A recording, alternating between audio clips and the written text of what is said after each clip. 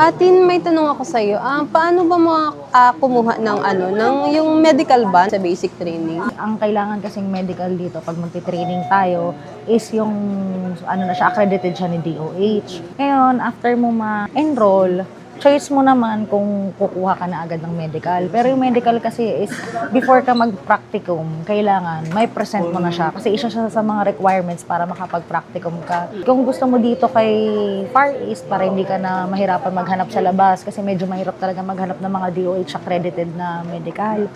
Meron dito, magbabayad ka ng 750 tapos 100 dun sa clinic for medical package na yon. Kasama na yung pregnancy test. Pag kasi hindi ka kumuha ng direct for COP, magdodoble ka kasi ng gastos. Kaya mas maganda kung kukuha ka ng medical, yung direct ka na sa COP. Then after makapag-practicum ka na, maipasa mo yung mga exams mo, yung trainings mo, pupunta ka ngayon sa apps mo sa Marina. Yung app na. Ito yung magiging parang pinaka-basis mo. Pupunta ka ngayon dito sa select transaction. Pagpunta mo dyan sa select transaction, pupunta ka sa certificates.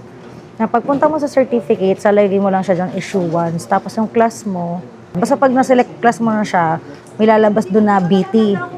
Dire-diretso na yon. Tapos i-upload mo ngayon yung mga requirements mo. Pero dapat mga 2 to 3 days bago mo makuha yung BT mo. Makuha mo, mag-start ka na paunti-unti. Basta ang kailangan mo doon is yung picture ng first page ng passport mo, BT certificate mo, 2x2 picture with white background siya, tapos kailangan naka-collar ka. Tapos no makeup.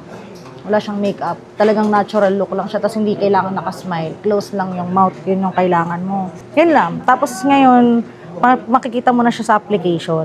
Ayan, bali ang mga pinili ko doon is yung certification, for certification, regular, BTB, tapos yung mga details mo, ayan, i-upload mo na siya lahat. Tsaka ang tip ko pala, pag kukuha ka na ng Siemens book, halimbawa, nakipasa ka na sa exam, tapos magpa-practicum ka na, so maging confident ka na agad na, kasi kayang-kaya talaga, lakas lang ng loob. Tsaka dasal lang yung kailangan mo para dun sa practicum, may papasa mo talaga siya. Ngayon, pag mga 2 days, 3 days na lang patapos ka na, mag-book ka na ng Siemens book mo. Magpa-appointment ka na. Mag-download ka ng e-gov. Mag-register ka doon, tapos i-search mo lang doon yung Marina mismo. Tapos yun, select mo lang siya sa yung SBR, tapos new, tapos appointment. Select ka lang kung saan yung pinakamalapit na area sa'yo.